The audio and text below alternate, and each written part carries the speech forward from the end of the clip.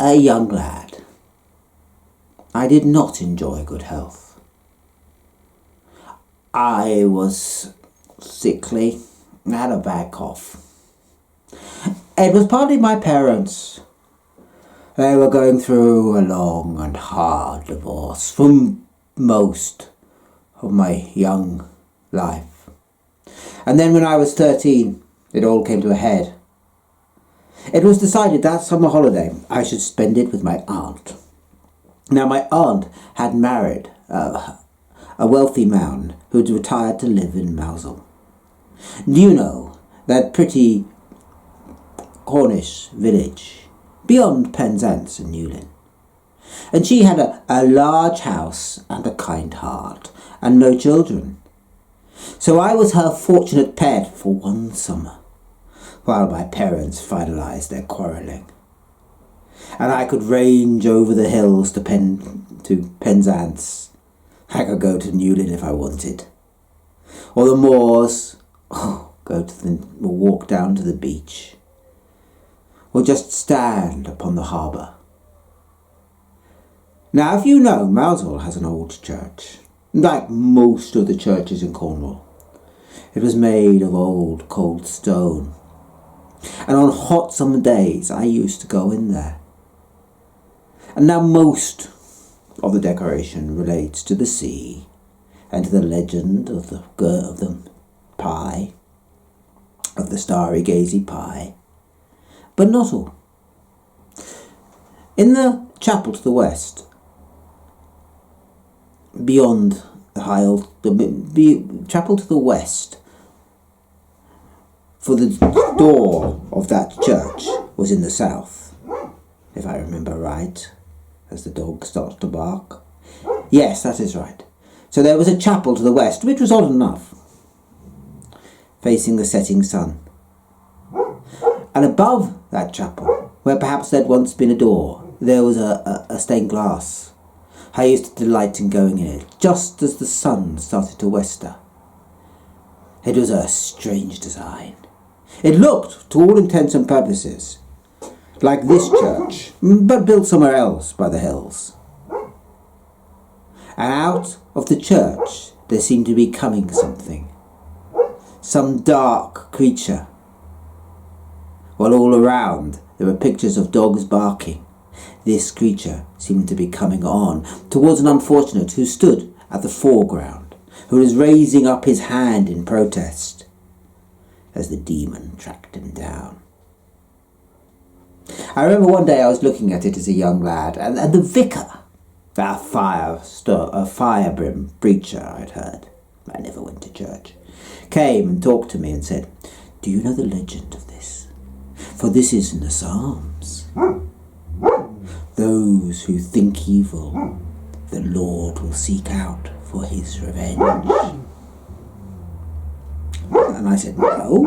And he smiled and said, "Well, why don't you ask one of the young chaps down on the harbour? I see you play with the local lads often enough. Ask one of them, and they will tell you the legend of the window." So it was, the next day, I asked my particular friend, Tommy was, and he turned to me and said, "Well, I don't know much. But do you know that house? Oh, it's beyond your house, the quarry house. That once had been where the church were. But in olden times, 80 years ago or so, one of the rich squires fancied all the stonework to build a house. And there was much to do in those days about the church, I seem to remember. That's what my father told me.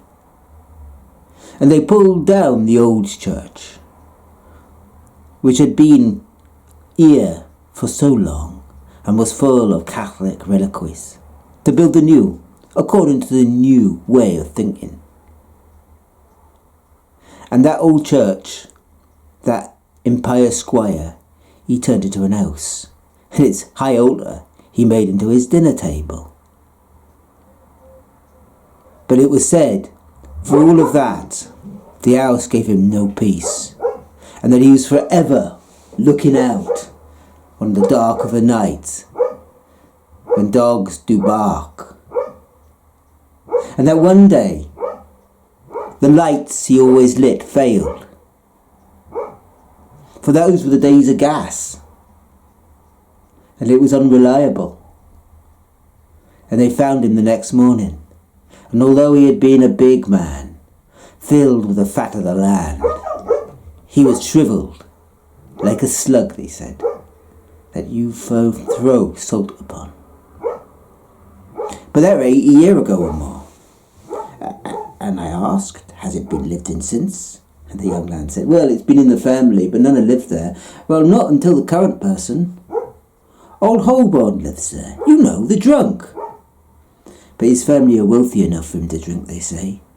It's just they require him to live there, and not with their grandad house up country. Now, it was true, I knew old Holborn. He was a whiskey drinker. Drunk a lot, I thought. Even at 13, I recognised a drunkard.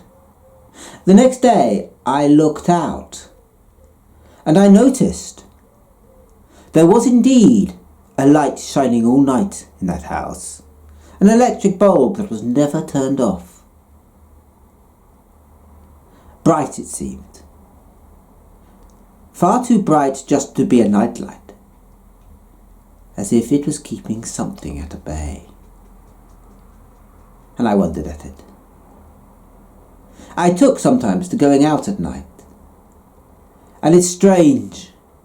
I would go out tonight and listen to the dark. And the dark seemed to be always listening to me. Always twisting. Sometimes I would hear voices. And I would run back to my bedroom and pull the covers over me and go to sleep. Strange. In all those vigils, although I loved the stars as a young chap, I don't remember seeing any. Be that as it was, my parents divorced, I was sent to school, I did very well. I became a doctor of philosophy, a university lecturer, and I didn't think any more of my poor aunt there in Mousehole until she grew old. And there was a wonder what would happen to her, for she was in her final illness. And it so happened it was my long vacation, and I thought with great fondness of the kindness she had shown me when I had been a young chap. So I said I would go and help look after her.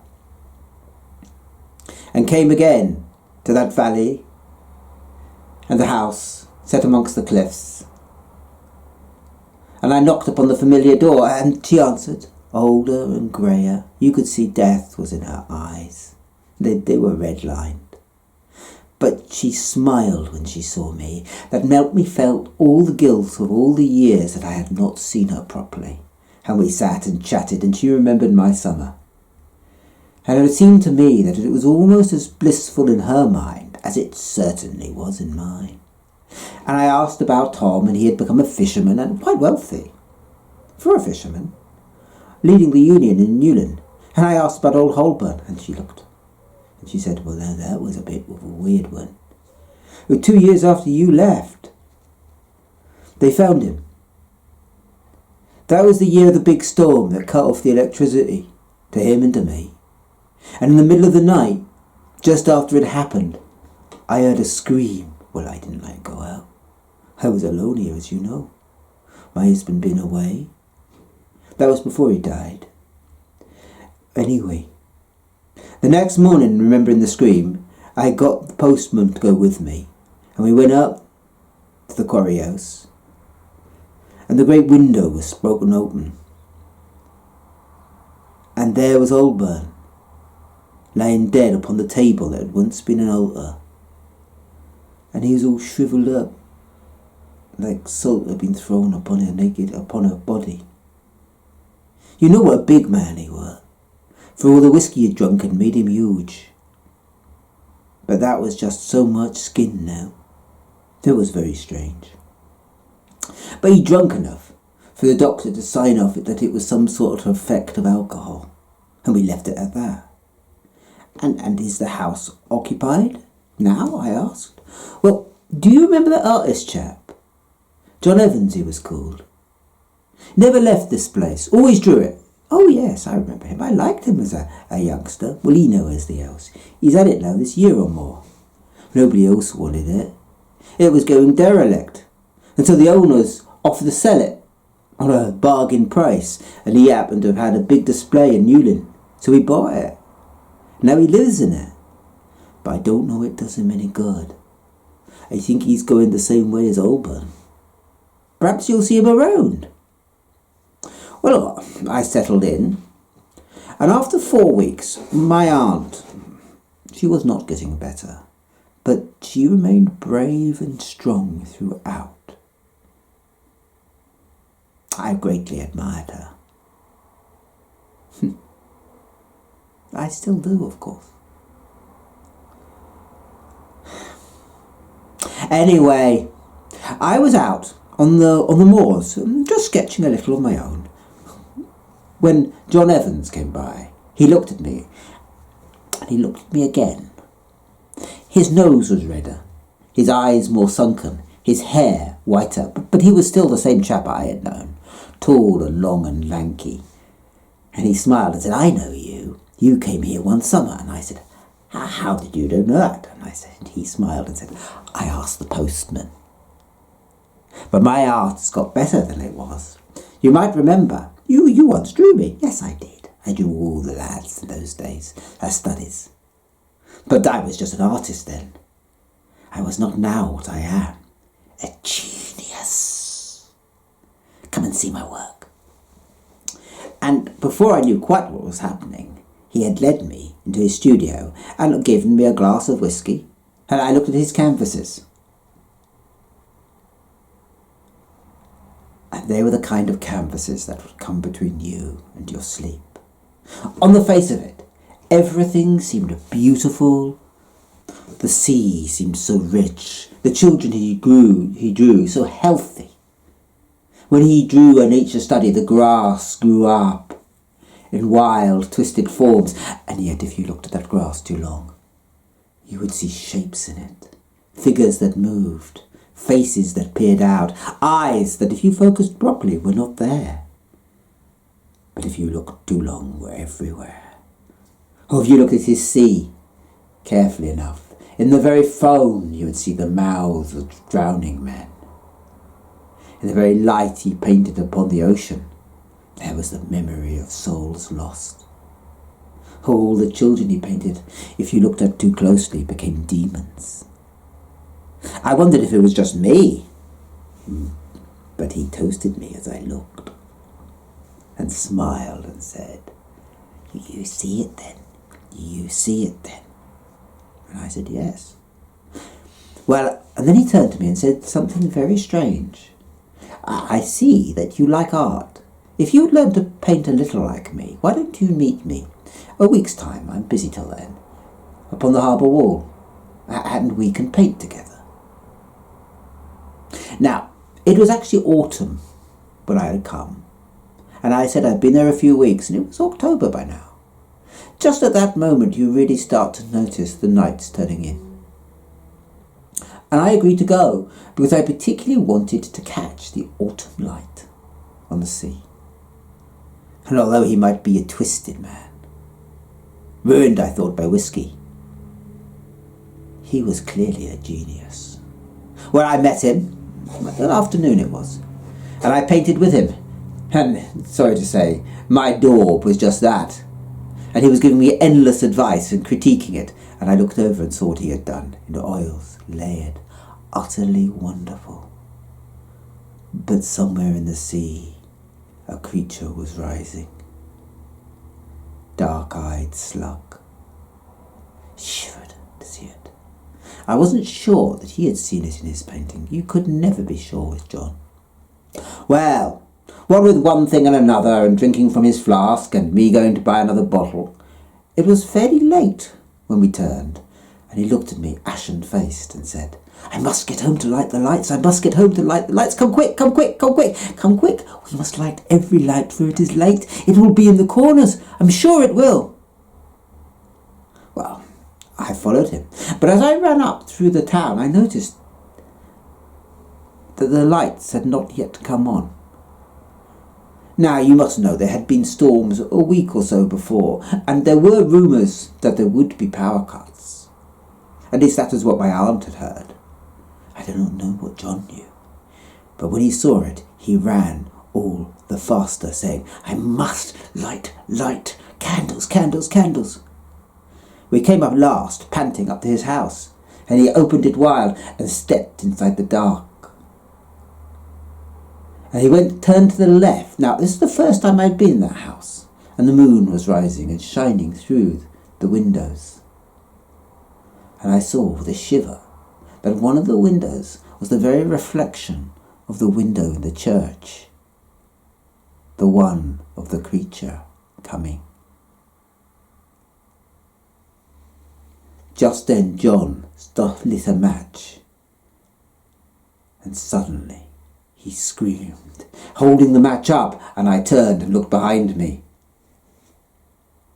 The window was moving. The creature was emerging, slime, dark smell, like old, rotted meat. It fell upon the floor with a let plop. The latch went out, and suddenly, from somewhere immeasurably near, and yet so far it could have been the other end of eternity, I heard John scream. Now, as chance would have it, I got out my phone, I lit the torch, and there for a moment I saw upon his neck the creature like some leech, but with a human face, a demon. And it turned and looked at me, and I dropped my phone and ran.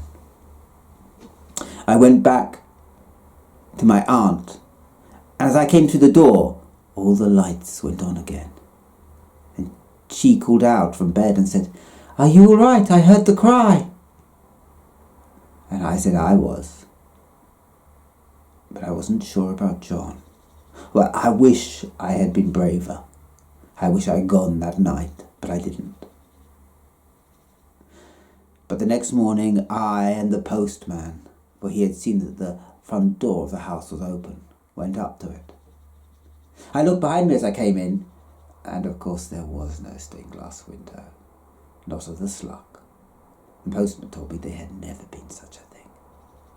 It was in the church, the old new church, not this one, the old church.